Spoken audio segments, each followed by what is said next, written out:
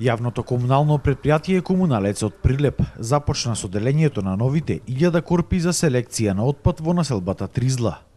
До сега во Прилеп биле поделени околу 16.000 вакви корпи, како дел од проектот за примерна селекција на отпадот. Корпите се со зелена и жолта боја. Во зелената граѓаните го селектираат органскиот отпад, а во жолтата корпа пластиката и хартијата.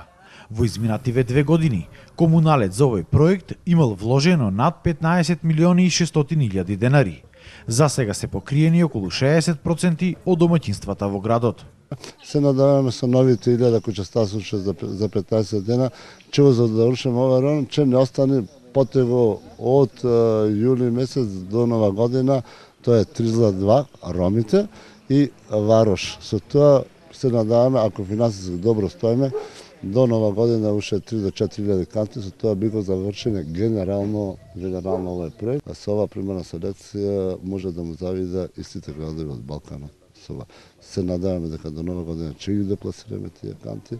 Единствен град на Балкан што имаме примерна селекција на целата територија на општина Прилеп. Од овој проект задоволни се и граѓаните кај кои значително е подобрена еколошката свест, откако е воведена примарната селекција на отпадот. Едната е за отпадоци за пластика, другата е за другото џубре.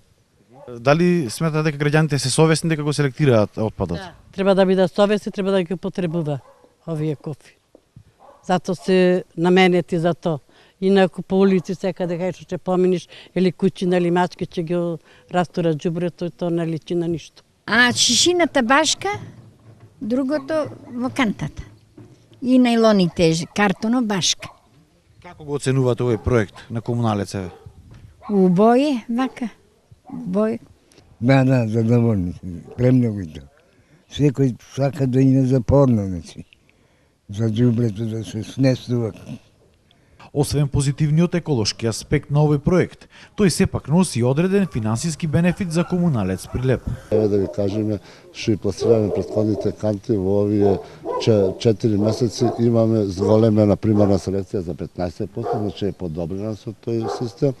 И еве како една информација, ако сака граѓаните да зна, досега во овие од 2010 имаме продадена роба за пола милион евра. Тоа е еден позитивен и со имплементацијата на ова примерна селекција ќе задржиме цената за подигање и транспортирање на отпад да не се крени. Нареден чекор кој Комуналец планира да го реализира е започнувањето со изградба на фабриката за секундарна селекција на отпадот, која ќе се гради во близина на депонијата кај селото Алинци.